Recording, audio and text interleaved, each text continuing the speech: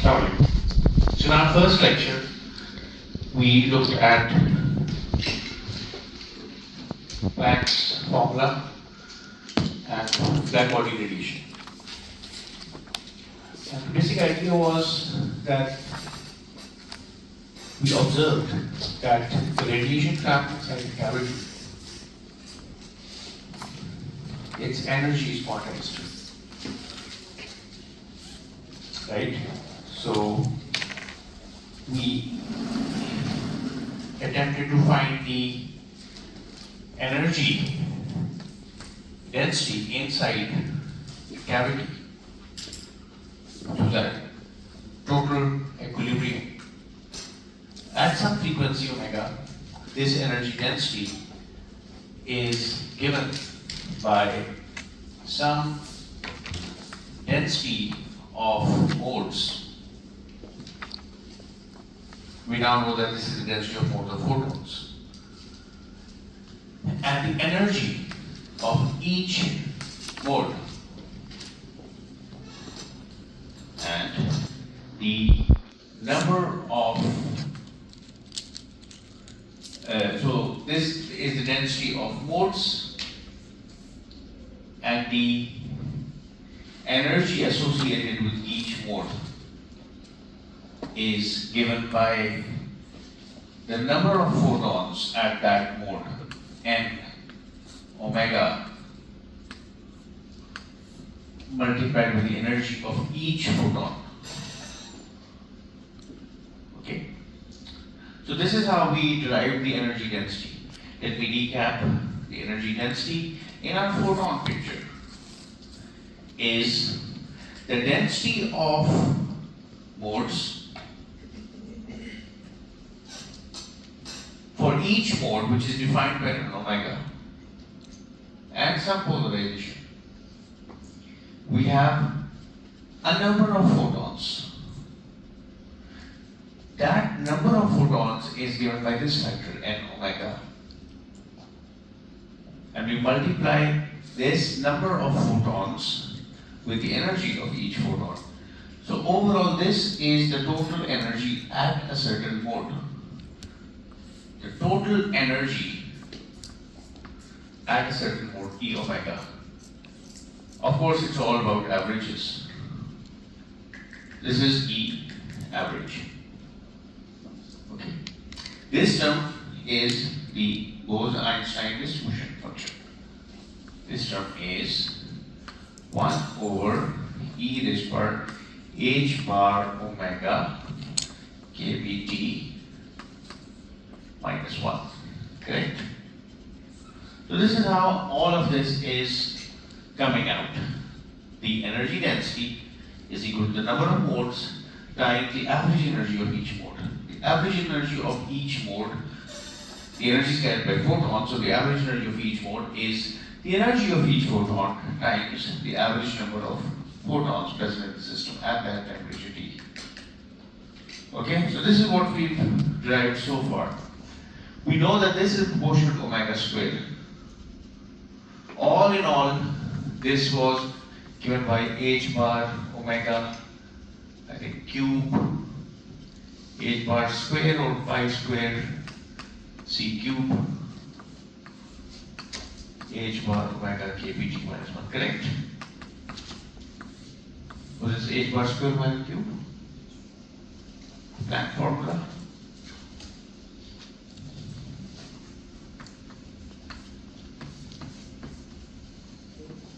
Anna?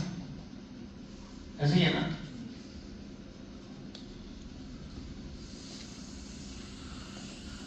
Alright, so now what we would like to kind of look at, we already have an idea that the radiation trapped inside a cavity, the black body radiation, is quantized. H bar khali. Okay. So we've already seen the first signatures of quantization of light. The first signatures, the very first signatures.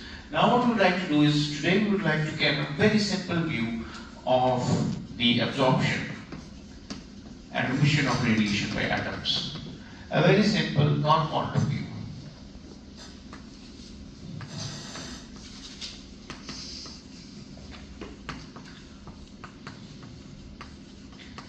gradually we would like to start looking at lasers. Not today, in the next lecture perhaps. Now, suppose I have a two-level system, two energy levels inside an atom.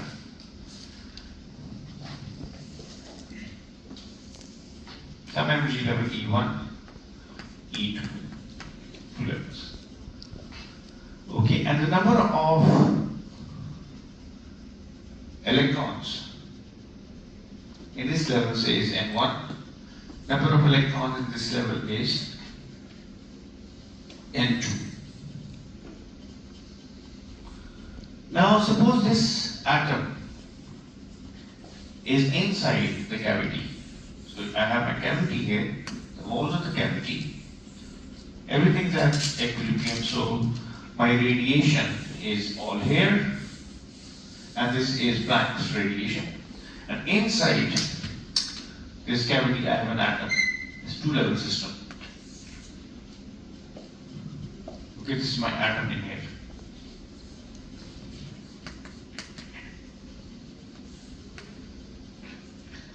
Now, what could happen is, so this is a precise gap between these levels, and that is H1 omega. Suppose this is gap is H1 omega. Now, what could happen is, the first thing that could happen is that a photon comes in, or radiation comes in at a particular frequency.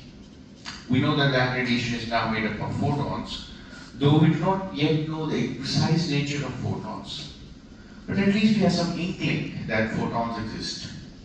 So, some radiation of frequency omega bathes onto this atom. This atom sees that radiation. So, of course, absorption can take place. If the electron is here, it can be absorbed to a higher state. Correct? Alright. So, there is some probability that can happen. And there is some N1, some population N1, and there is some rate at which N1 changes. Now, how can N1 change? There are only two levels in the system. The only way in which N1 can change is that this atom absorbs radiation. So the rate of change of N1 is, what factors would it depend upon? One factor is how much radiation at the right frequency is available. So there must be some energy density at omega 1. So this is proportional to the energy density at omega. Yes. So this is the rate of change of N1. N1 is the population of the lower level. Now, how can N1 change? So what we're looking at now is that atoms inside the cavity, there are atoms in the ground state and they want to be excited. How can N1 change? It can change through absorption. But the only way it can change, it seems, is through absorption. But there are two ways, in fact, in which it will change. But let's look at absorption only. So for absorption, there has to be radiation at the correct frequency. So U omega 1 is that radiation, the energy density at omega 1. So this could be due to the black body. So everything is now trapped inside. So this is really the Planck's energy density at omega. But it also depends upon how many levels, how many atoms are already in the state E1. So it also depends upon N1. Right? So N1 multiplied by the energy density. Okay, and there has to be some constant associated with this. So what I do is I replace this proportionality by a constant. Let's call that constant B1. B12, going from 1 to 2. So this is like a constant which one kind of constant that Einstein proposed. It's called an Einstein B coefficient. So the manner in which N1 can change is primarily due to the energy density, how much energy is available per unit volume at that frequency omega. Because other frequencies are not able to excite the atom. And so far we're assuming that these energy levels are really precise. Okay? So it also depends upon how many atoms are already there in N1. If all of the atoms are already excited, no absorption can take place. Yes, please. It's the gap. It's the energy density at this omega, right? So we already have, which is, this is u omega, this thing. Okay? So we talk about black body radiation. I can also shine laser light or some other external light into this. No matter what the case, u is the total energy density available. Okay, for our case right now, it's just the black body radiation. Yes, please. Sir तो एक energy density of omega पे depend हो गया एक energy density at omega या एक the number of population के ऊपर और थर्ड ये नहीं होगा कि how many levels are available to it so let's say there are like you know n2 n3 n4 for example तो that number as well that it can jump from you know the ground state to one step or two steps or three steps. So everything is now substituted to this coefficient. This is then for cross section. Okay. But there is another way in which N1 can change. By the way, will this term deplete N1 or will it populate N1? It should be negative. It should be negative. But atoms can be populated. Suppose an atom has already been excited into the level E2 by some prior event. Then that atom can decay back. Electron can come back to the ground state and populate N1. So what's the probability that that can happen? What would that? So there would be an additional term with the positive sign.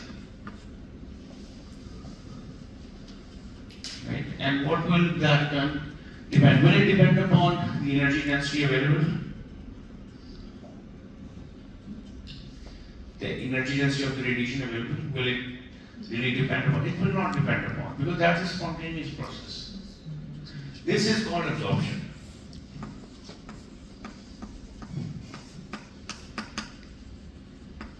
Okay? This is called absorption. So, but there is some emission as well. So, excited atoms can drop down to the ground state and increase N1. So, that term is independent of U. What would it depend upon? N2. It will depend upon N2. And there will be some constant associated with it. Let's call that constant A. In fact, Einstein called it A.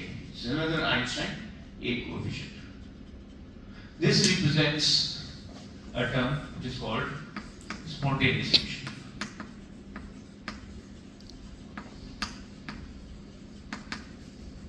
Okay?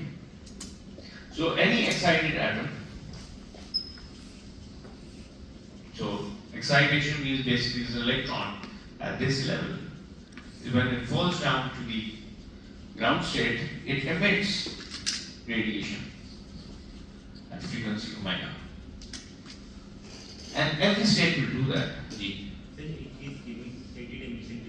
Sorry? एक चीज होती है stimulated emission. Stimulated कि emission. अगर आपने photon दिए तो वो हायर स्टेट से आ जाता है तो वो तो u ऑफ ओमेगा के ऊपर ही डिपेंड करेगा. जी अभी मैं उसकी तरफ आ रहा हूँ. मैं वो दिखाना चाह रहा हूँ क्यों है वो टर्म. ठीक है? So Einstein started off with this balance equation. Right? Planck was already there. The nature of photons really was not very well established, but we know that we knew that radiation was quantized.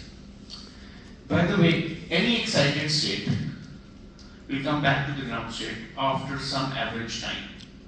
That's what the lifetime of the state.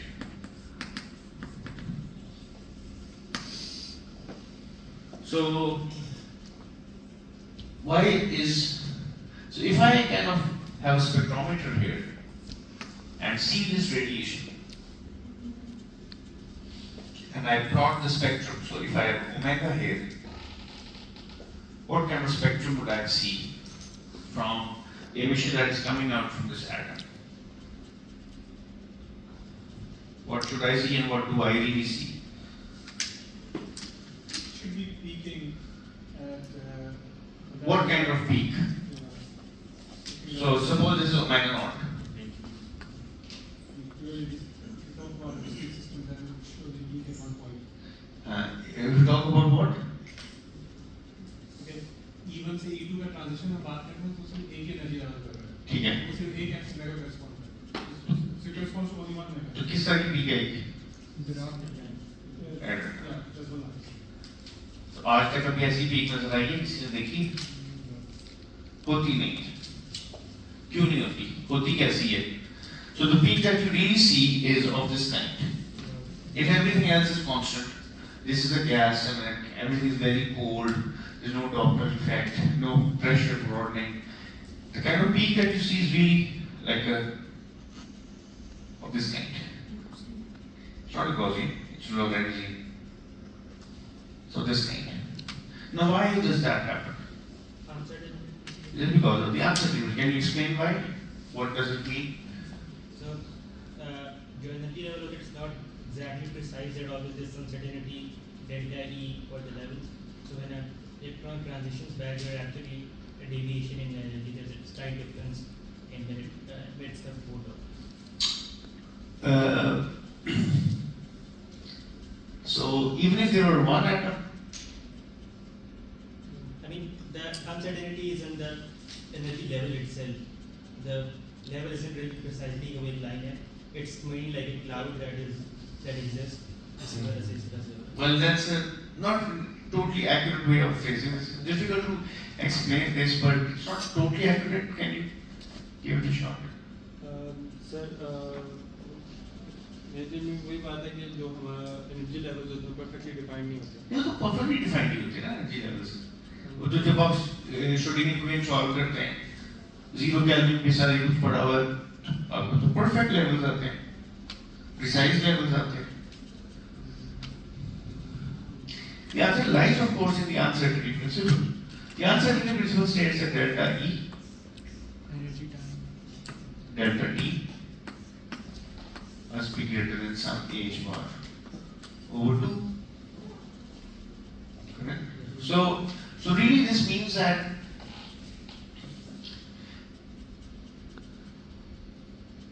delta T and delta E are incompatible variables. So if you really want to measure energy to infinite precision, which means you need a sharper and sharper peak, you know this delta T to be very large. Okay. So if you want to precisely measure the energy of a system, the lifetime of the state should be infinitely large. Because precise measurement of the energy really means that a photon of a single frequency comes out. So a photon of a single frequency comes out, just one frequency, omega naught. But if you want to validate and ascertain that this is a single frequency, then you must observe it for infinitely long. Otherwise, you won't be able to tell whether this photon is truncated or its sides are going down. Right? So you need an infinite observation time. But since the observation time is not infinite, the state here will finally collapse. Therefore, there is an uncertainty in the energy. That uncertainty in energy causes a spread in the omegas that you see. And this full width half maximum is the width at which the intensity drops to 1/2. This is proportional to 1/tau. Right? So if delta tau is replaced by tau, an estimate of the uncertainty time is the lifetime of the state. How much does it live on the higher state? So if it lives higher on the higher state, longer on the higher state, this will be sharper peak. And if it quickly decays, the peak will be broader. And this has nothing to do with your experimental imperfection or kind of the instrument that you're using as your spectrometer. This is natural broadening. There's nothing to do with collisions, nothing to do with the Doppler effect, it's natural. And I'll give you a homework problem that asks you to find the shape of this curve. The spectral line profile, it's a Lorentzian. You can find out the shape of this curve. Okay? So, this is natural broadening or lifetime broadening. That's why laser peaks, lines from lasers are really sharp because they come from a matter stable state which has an extended lifetime. That's why laser lines are really sharp. Other atomic transitions are broad. So, if you look at this simple expression which Einstein derived, and this of course must equal minus dn 2 by dt, right? Because the sum of n1 and n2 is the same. Then if I let this go on for some time, I achieve steady state. And when I have achieved steady state, which means nothing changes. So there's some radiation available and the absorption and spontaneous emission is occurring at the same rate. So n1 doesn't change. Then I have achieved the steady state. So if I look at this expression in the steady state, even let's say a lot of time passes, right? Even then, spontaneous emission तो by definition होती रहेगी ना? हाँ, लेकिन वो absorption भी उसी rate से बराबर तो हो सकती है ना, absorption भी हो रही है, spontaneous emission भी हो रही है, ठीक है? So at some point steady state may be achieved.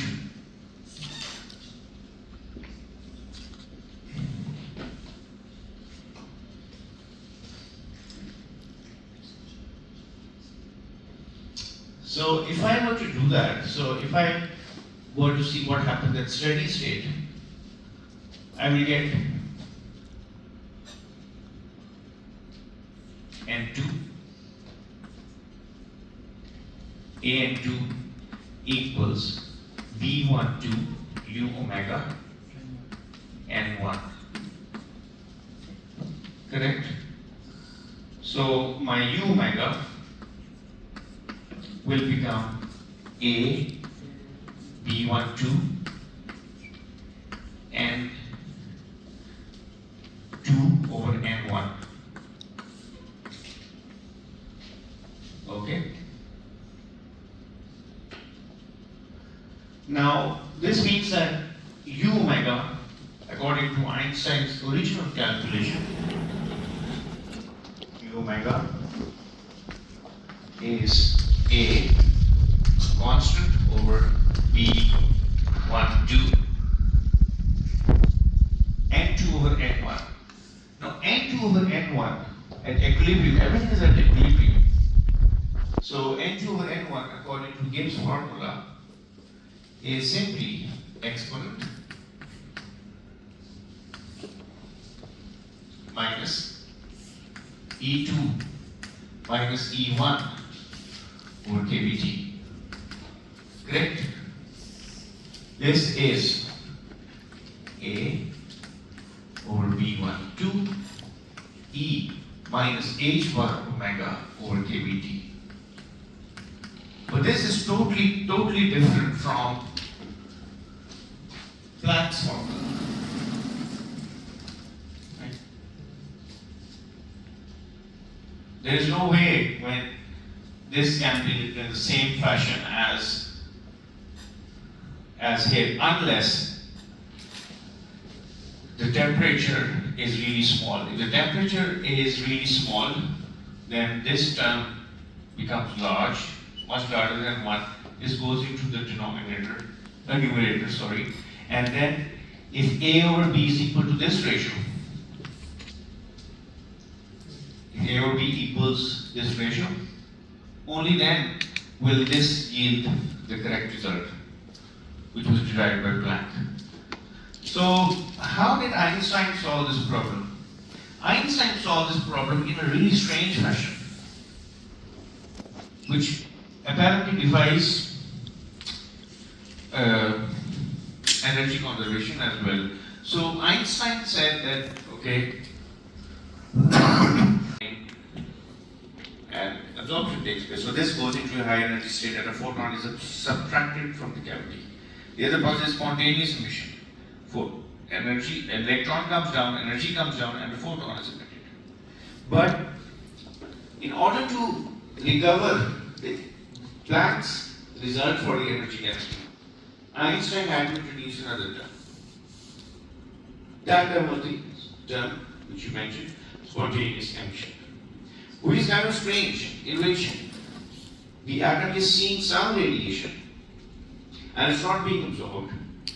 That radiation is at the correct frequencies at the gap, but there is no absorption that is taking place. And atom is already there in the excited state. So somehow it already has some consciousness, some memory of what the gap is, even though it has lost memory that it has come from a lower state. So it seems it retains some kind of consciousness, some kind of memory that there is already a gap that exists inside the system. Now, energy of the correct radiation comes in into an excited state, and what that radiation does, it stimulates the emission of another photon. And the original photon and the emitted photon, they go into the same cavity mode. They have the same frequency, and they have the same, of course, the energy, and even the same direction, and they have the same phase as well. It's totally coherent radiation. Okay, so I'll explain this in a minute. Let's take a 2-minute break. So there are two levels, N1 and N2. One process that can happen is an absorption with some coefficient B12. Then there is spontaneous emission with the coefficient A, and then there is the stimulated emission with the coefficient B21. And the property is that if an atom is already in the excited state, a photon comes in of the correct frequency omega, which is equal to this gap. It stimulates the de-excitation of this atom, resulting in the emission of a photon of exactly the same frequency omega, energy h bar omega, and the original photon also is not absorbed, it transmits, and these two photons, they travel in the same direction. They have the same energies, hence they are in the same mode. The emission is occurring in the same cavity mode, and they are in the same direction, and they are totally phase coherent. Phase coherent means we'll explain phase coherence later when we talk about interferometry, but if this is the electric field of one photon, the other photon will have its phase totally synchronized. Okay, there will be no phase difference. So this can help us achieve amplification. If there are other levels in which the excited state is populated, then these two photons can excite toward.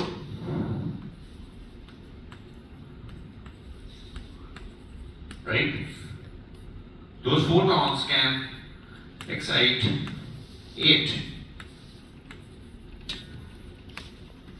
provided that levels are available in which the excited state is populated. So somehow you have to ensure that the high level is populated. But that's a problem because this spontaneous emission is going to create havoc, because as you increase the excited population N2, you observe that this term is going to increase the downward de-excitation as well. So it's very hard to keep the electrons in the higher level. If somehow you could do that, there's this chance of achieving amplification. This is what happens in a laser. And I will explain this in a bit more detail. But let's now look at the modification of Einstein's model that describes these population dynamics. Yes, please. So omega जो omega frequency से photon आ रहा है, इसका समझ नहीं आया कि ये how is it basically aiding this emission process? The spontaneous emission. No, ये जो B21 वाला है. This is stimulated. Yeah. So this was Einstein's judgment. This was Einstein's kind of intuition that this third process must exist. Why must it exist? I'll show you how. And why should it happen in the same omega? So now Einstein kind of had to modify his population dynamics equation. dn1 over d2 dt is minus b1 to u omega n1 plus a n2, the two terms we already had, plus something else that is bringing in population into n1. That is now b21. Okay? U omega. Now Einstein proposed that this must depend upon the energy density that exists out in the environment of this atom inside the cavity at the same frequency omega. And it also depends upon how many levels are available at the high level n2. Correct? Yes, please. इसकी समझ आई कि how come एक photon आ रहा है उसका एक specific omega है और there is this electron already है एक्साइटेड स्टेट जब एक फोटॉन आ रहा है w ओमेगा w तो एक कोहेरेंट बीम बन रहा है वो उसको मैकेनिज्म की समझ नहीं आई कि एग्जैक्ट सेम ओमेगा के वो कैसे इलेक्ट्रॉन की एक्साइट होके वो एक कोहेरेंट बीम बना रहे हैं. पहली बात तो ये कि if you're talking about cavity radiation, omega, u omega, all these omegas exist, right? This is Planck's formula. All of the omegas exist inside this cavity. It peaks at some omega max, which is given by the temperature. So this is the Planck's radiation law. So all of these omegas exist. So suppose the level has an omega which coincides here. So only photons in this range are going to excite, be absorbed by the atom, and they're going to be emitted by the atom. Okay? So if no energy density is available at that omega, suppose the omega is here, then nothing is going to happen. That atom is not going to interact with radiation. So first thing is it only picks up that omega which go inside the Planck's radiation curve that coincides with the level spacing. Now why does this happen? The reason is purely quantum mechanical. In fact, and when we discuss the quantization of the electromagnetic field, this idea will become clearer. In fact, spontaneous emission is also stimulated emission. Spontaneous emission also happens, but the spontaneous emission does not need any energy density. It can happen in vacuum. So spontaneous emission is stimulated emission by vacuum energy. So there are photons in vacuum which correspond to the 0 point energy. They cause stimulated emission, which is termed as spontaneous emission. So all kinds of emission is really triggered by this radiation field. In fact, one should argue, why does spontaneous emission happen when there is no field present nearby? And it can be proven quantum mechanically once we have quantized the electromagnetic field that these two photons will be in phase. Otherwise, energy will not be conserved and momentum will not be conserved. Yes, please. So ये जो n2 phase n1 या photon आता है, ये electron आता है, तो ये डिकोहेरेंस होती है. तो डिकोहेरेंस कोई और फिनोमिना होता है. आमतौर पर डिकोहेरेंस कहते हैं इस फिनोमिना को, स्पॉन्टेनियस एमिशन वाले फिनोमिना. ठीक है, इसको कहते हैं आमतौर पर. इसको नहीं कहते हैं. हाँ मतलब. This is a coherent process. So, okay, this is a good question. This is a coherent process. B21 is a coherent process because it results in a photon emitted which is the same phase, in the same direction as the incoming photon. That's why laser is highly directional. Spontaneous emission occurs randomly in all possible directions. Right? So, suppose I'm an atom. and a photon comes in and stimulates the emission of another photon. So the photon comes in here and passes straight through, and when it stimulates the emission of photon, I emit a photon in the same direction, I'll get a backward kick. Right? Because momentum needs to be conserved.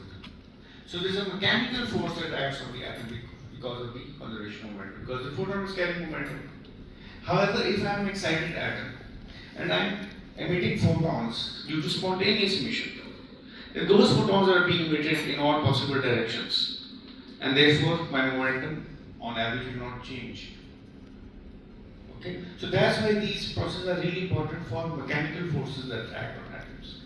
And they're used for cooling atoms. So an atom, if it wants to go to the right, you shine light on it so that it's pushed backward.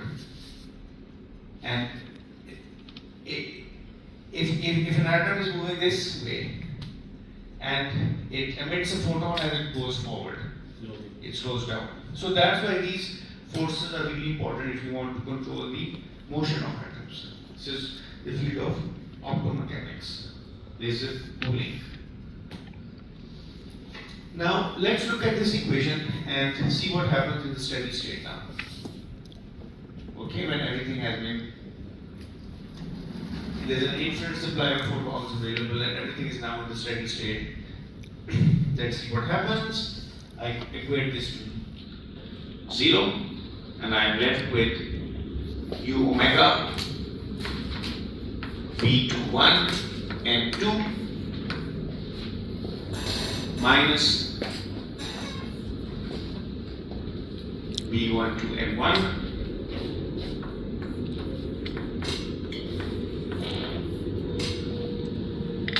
equals minus AN2. So U omega equals AN2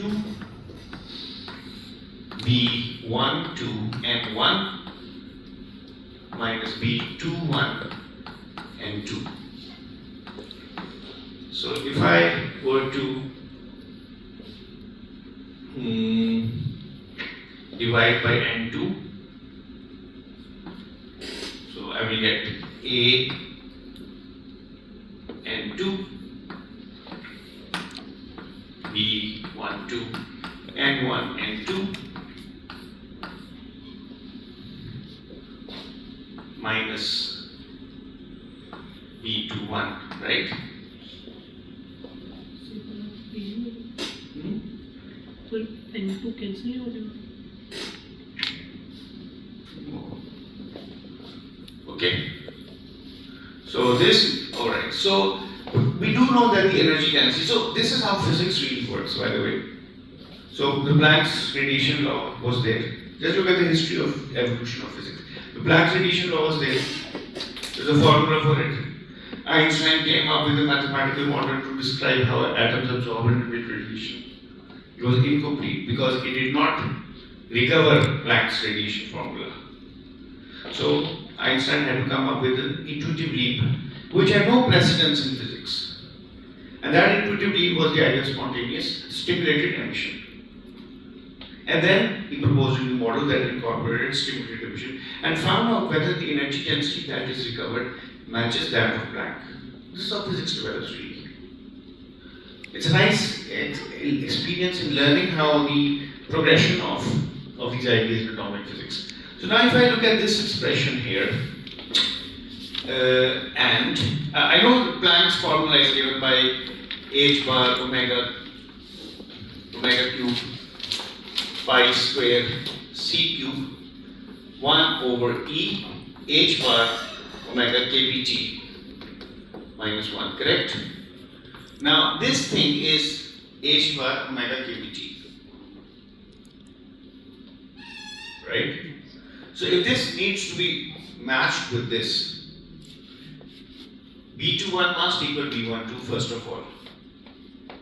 So how does one map this with this? That was Einstein did actually. Don't belittle him for this, but this is how this physics works. So if B12 equals B21, and each one of them is called B, so I have A B, A over B, 1 over E h bar omega kVt minus 1. Correct? Where B12 equals B21 equals B, and A over B is given by h bar omega cube pi square c cube. So this is the relationship between the two Einstein coefficients. तो जो अपने B12 को B21 के equal किया, इसका ये मतलब है कि जब एक फोटोन आ रहा है तो जो इलेक्ट्रॉन एक्साइट हो अपने इलेक्ट्रॉन डी नहीं, तो पूरा जो रेट है ना, पूरा रेट सिर्फ A और B नहीं है. The entire rate is this. It needs to be multiplied with N2 as well. This is the entire rate of absorption, stimulated emission, and spontaneous emission. Okay? So if somehow, by some mechanism, I can determine A or B, I can predict the other. If I can determine one, I can predict the other. One way of determining A is you excite an atom and see how long it takes to decay. And when you kind of see that, so the rate of spontaneous emission, the rate of spontaneous emission is minus A N2, right? If nothing else is happening, only spontaneous emission is happening, then this N2 drops with time. N2 drops with time at this rate 1 over A. So if you have, no matter what the case, if you have some mechanism of determining one coefficient, you can determine the other. And there are ways to determining these coefficients, as we will show when we can go deeper into the quantum mechanics. But this is the basic idea that three processes take place that define absorption and emission: spontaneous emission, stimulated emission, and absorption. Now, one or two more ideas from this thread.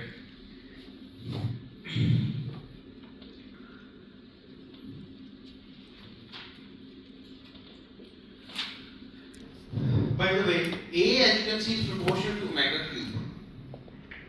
So A is a kind of defines the rate of spontaneous emission, as you can see. Right. So is it easier to have spontaneous emission at higher frequencies? Yes. So higher frequency emissions decay faster. So it's very difficult to achieve amplification or population inversion in the high frequency regime. It's easier to do so in the radio frequency regime, microwave regime, visible regime, but very hard to do this in the X-ray regime or gamma ray regime or ultraviolet regime, because they're higher frequencies. Higher the frequency, the spontaneous emission rate goes up. Okay, so let's keep this thing in mind as well. Spontaneous emission is bad for lasers. Stimulated emission is good for lasers. So generally there is this kind of definition. The rate of stimulated emission, which you really want, is minus V N2 U. Correct. So the energy density at which these two rates become equal is defined as the saturation density. That's the definition. Okay. So the saturation density is defined as A over B, A over B. Okay. So the saturation density is defined as the rate, as the energy density at which spontaneous and stimulated emission rate become equal. Okay, that's the definition.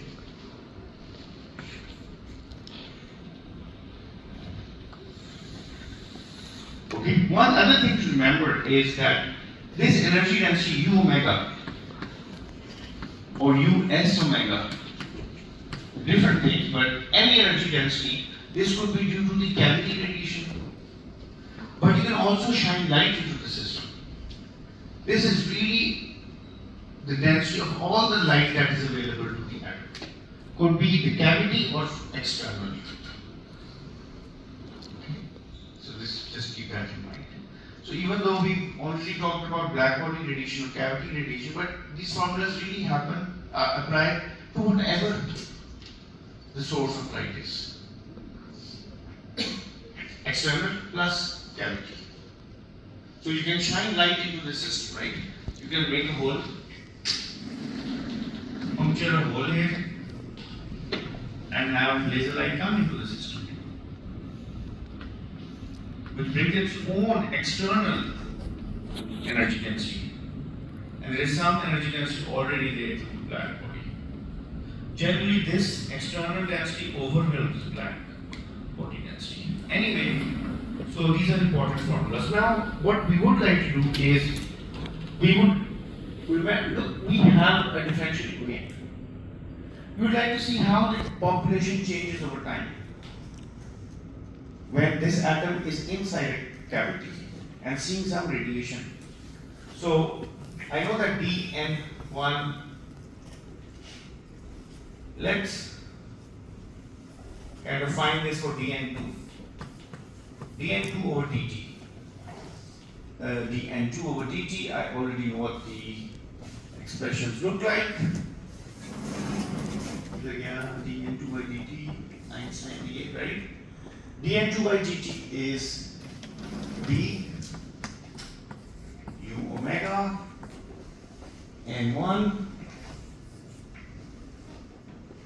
minus a n2 minus b u omega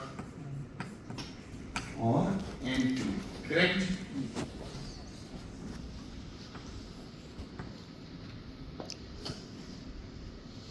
Correct. So this is gn2, ye n1 है gn2 over dt plus bu omega plus a n2 equals bu omega n1. Now n1 is n, some total number of electrons available inside the atom, minus n2.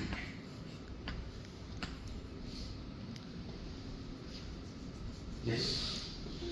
Rate of change in N1 or N2 equals what? उल्टे हैं दूसरे के ना, जो n1 से उठ के n2 में चला जाएगा दूसरे के n1 में, ठीक है? So this is my equation. So look, there's a minus bu n2, there's a plus bu n2. So I can just get rid of this thing here and put a 2 here, right?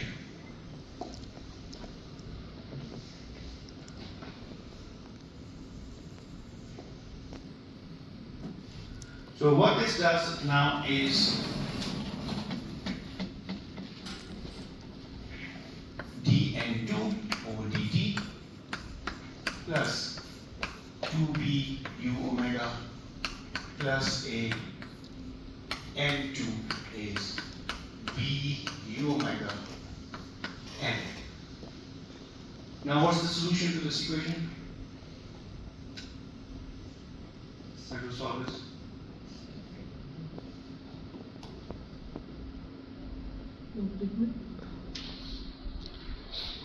I multiply both sides by E 2bu omega plus a Like exponential. t, correct?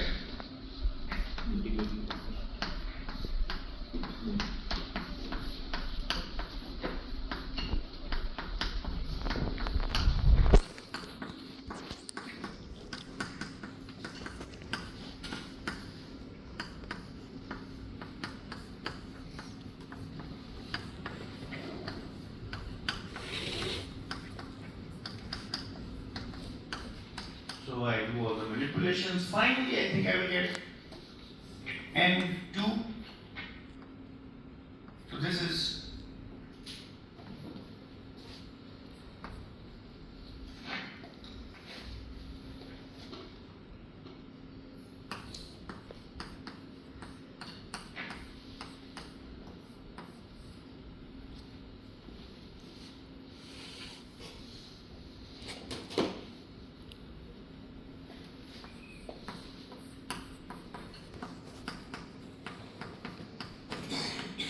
I think this is what I get. This is some constant k.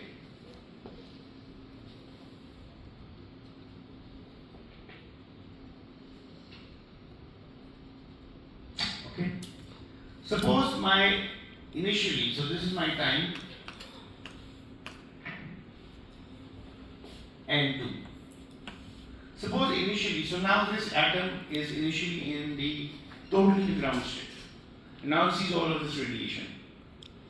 This radiation could be from within the cavity or could be impressed upon it from the outside. So suppose initially my N2 is 0, or everything is the ground state. Okay, so my N1 is maximum, it's N, and N2 is 0. So if I put time equals 0 here, this becomes K, this becomes 0, K becomes minus this. So with this initial condition, my N2 as a function of time greater than 0 becomes B u omega. This is N1 minus E minus 2 B u omega plus A T. Okay, so this is how the population of the electrons inside the atoms changes when it sees an electromagnetic radiation. By the way, everything is classical by the way so far. The only quantization that we have is to the Planck's law. And the form of u omega is kind of asserting that there is some quantization over here. So if I plot this,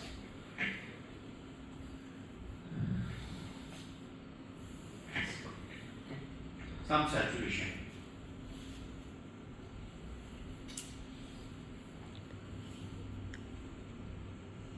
Okay.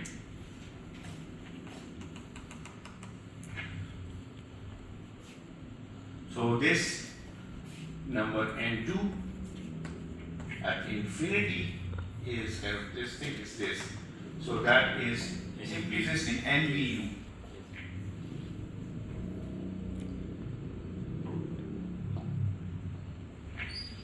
Okay.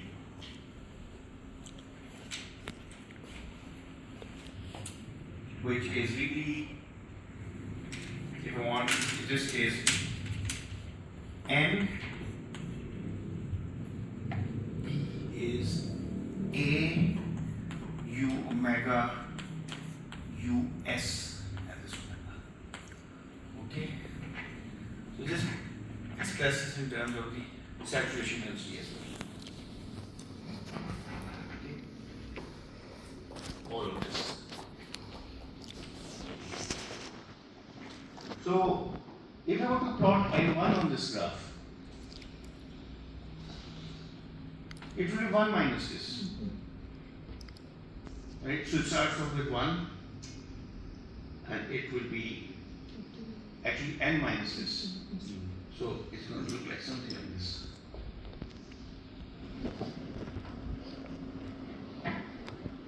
तो वो जहाँ पे meet कर रहे हैं वो कौन सा पॉइंट है? कोई टाइम होगा. कोई स्पेसिफिक चीज़ नहीं है. अच्छा, N2 किसी एक स्पेसिफिक वैल्यू पे कन्वर्ट कर रहा है जो कि टोटल नंबर ऑफ N से कम है. जी.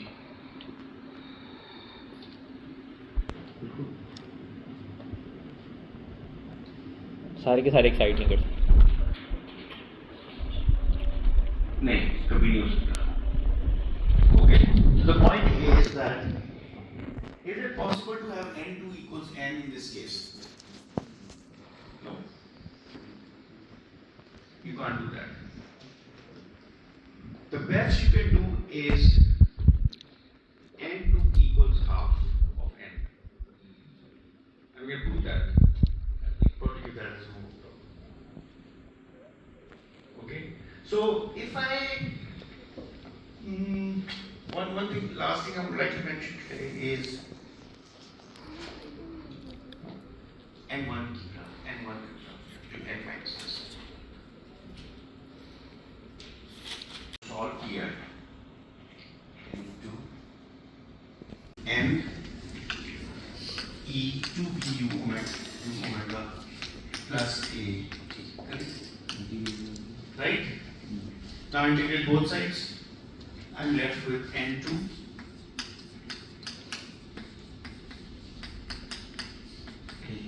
t, right? Now n b u omega e to b u omega plus a t divided by 2 b u plus a, right? Plus k. Okay, now at time t equals 0, I put this equal to 0, this is 0. So my k is minus n e omega over 2 plus a. Therefore, my n2 t is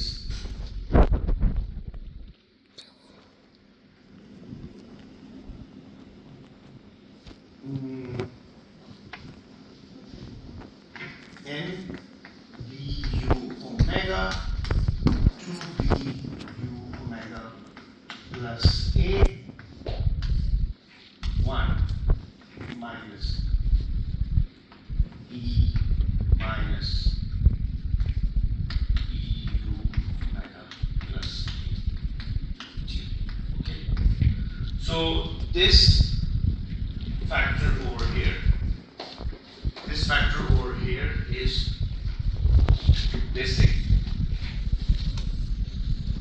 Okay, which means that n2 at infinity of a long time is equal to n b u omega 2 b u omega plus a. Okay.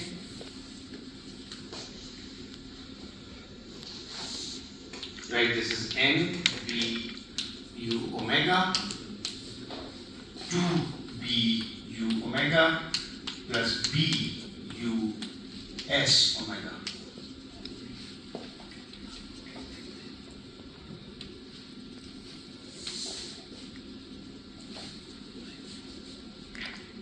Okay, so this is the maximum you can get.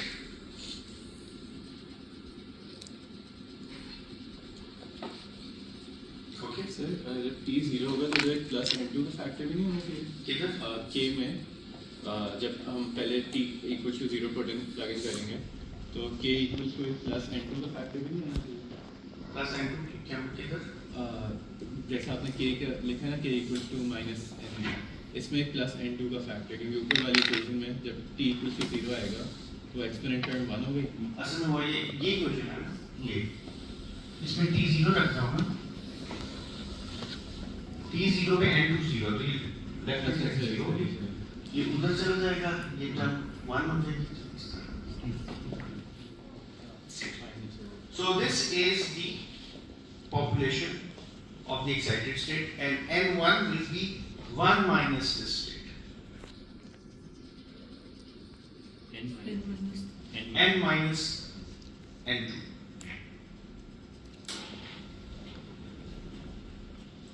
At time t equals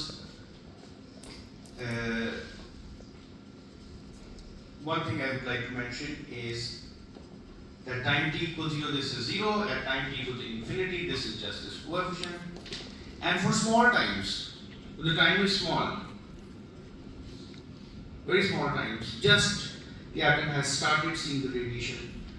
This exponent term is, you can expand this as 1 minus this thing.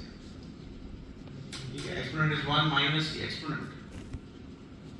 So we just have proportionality to t at small times. So this exponential curve at small times is linear in t. Okay, so this will also be linear in t.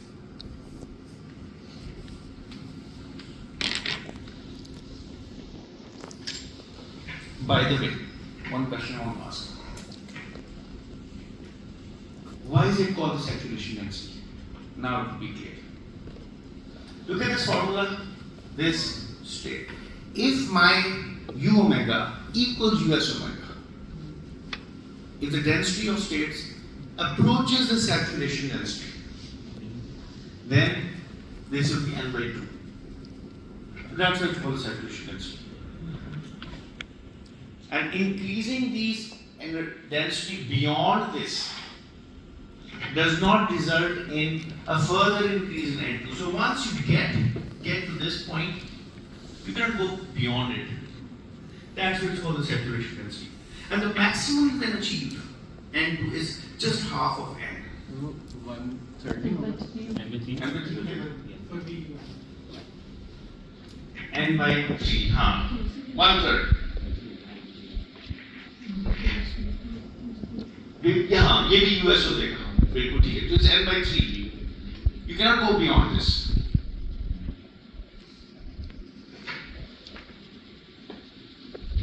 ठीक है if अच्छा अगर हम A और B की expression देखें इधर A और B का एक्सप्रेशन हमने कहाँ लिखा था बोला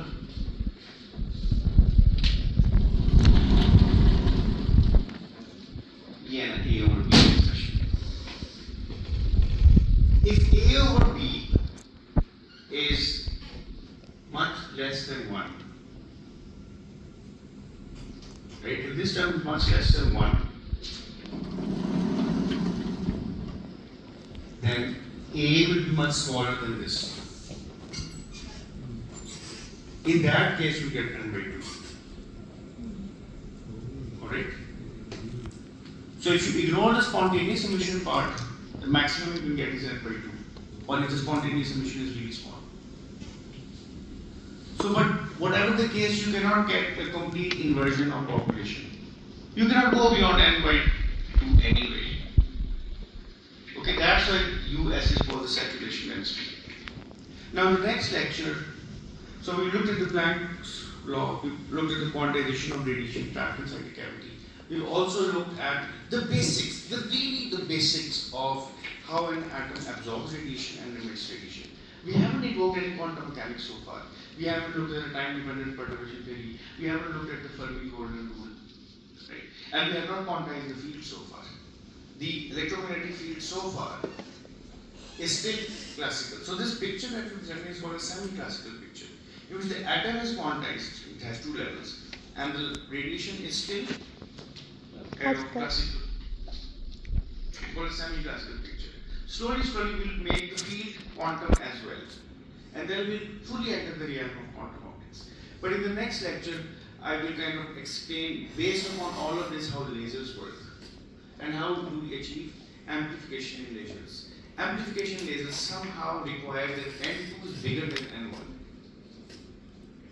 and that is called population inversion. Okay, so inshallah see you on Tuesday.